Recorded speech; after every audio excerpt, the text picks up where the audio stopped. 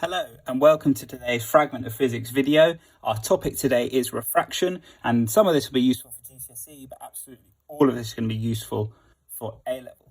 So what is refraction? Well, it's the change in direction of travel of a wave when it passes between mediums where wave speed is different. So if a wave travels from a medium with one speed to another speed, it's going to change direction as it crosses that boundary. And we're going to talk about why in a moment. But the key fact is that frequency never changes. The frequency of that wave is going to be exactly the same in both mediums. So let's think about our V equals F lambda. If frequency is constant, then that tells me that if my wave speed is decreasing, my wavelength has to decrease as well. And equally, if my wave speed is increasing, then my wavelength also increases. And those are really important things to know. If I'm moving from a medium where I have a lower speed, I'm going to have a lower wavelength. And if I have a higher speed, I'm also going to have a higher wavelength. And those are key definitions. Let's talk a little bit about why it happens. I want you to imagine you've got a car and it's got on some road, but there's some mud, and that car's traveling at an angle, and these are its two wheels. So those are the two front wheels of the car. The road has a quicker speed for each tyre than the mud. So both of these tyres are going to move quicker on the road than the mud. As the car approaches, both tyres are on the road, so it's moving in some constant speed and direction. The key moment is when the first tyre hits the mud, because at that point this tyre is in contact with the mud, but this tyre is not. And so in the mud, this tyre is going to be going more slowly, and it might have only got to here by the time that the other tyre, still moving at the same speed, has got to here. And then when this tyre hits, will have moved round.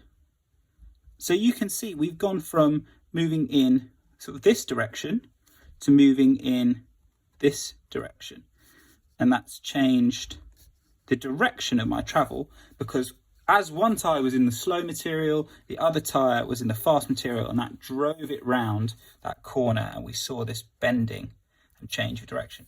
And the same thing is going to happen in, say, for example, for light from air to glass. Light travels slower in glass, so if I draw my wave fronts coming in like this, when this wavefront hits, it's going to bend and go a bit slower. When this wavefront hits, but that wavefront's still driving it around, and so we have some overall change in direction of the light. So how do we label this? Well, this is a classic prism that you see. I've got my air, my glass, and my air. As light goes, this is what we call the normal line, and that's an imaginary line at 90 degrees to the box. Light comes in, it's going to bend towards the normal, entering the block. Okay, let's leave it there. This is what I call my angle of incidence, theta I, and that's the light coming in. And this is what I call my angle of refraction, theta R. And that's the angle that light is refracted. And you can see when we go from air to glass, the light is refracted towards the normal. And equally, when we go to glass to air, light is refracted away from the normal. And I know that the angle it's refracted out is going to be exactly the same as its incident angle. Like that. And now that's my theta I, that's my theta R. And I know that this line is parallel to this line because I've gone from air to glass and glass to air, and we're going to talk about why that's true in a moment. First, just want to talk about refractive index. Refractive index is a measure of how quickly light or a wave moves in a material, and there's a really simple formula for it. It's called n, that's my refractive index, is the speed of light divided by the velocity of light in a material, and that's a really key equation.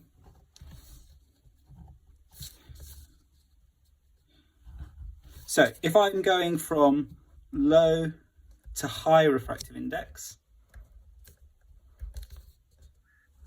which is essentially saying I'm going from something with a speed near the speed of light for the wave speed in the material to something with a lesser speed for light in the material. I'm going to bend towards the normal, my light.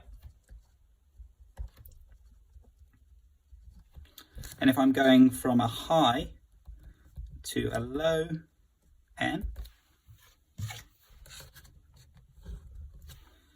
it will bend away from the normal. Perhaps turn is a better word than bend. But you can see this is my n in air, 1 in glass, n equals 1.33. So I've bent towards the normal. And then coming back into this region where n is 1 again, I'm bending away from the normal. The most critical thing, and this is really A-level content here, is Snell's law. And let's say I'm moving from material 1 to material 2. Snell's law tells me that N1, which is the refractive index material 1, times sine theta I, which is this angle, the angle of incidence, is equal to N2 times sine theta R, which is this angle, the angle of refraction. And this law is always true, and we can use it to calculate angles of refraction. So you'll often find in your A-level physics that N1 is 1, and then sine theta is some variable, and so you end up being able to calculate this fairly standardly. But yeah, there's refractive index material 1, material 2, and we use Snell's law to calculate theta r if you're given theta I, or vice versa. So that is the end of today's video. Any questions, please post them on the comments.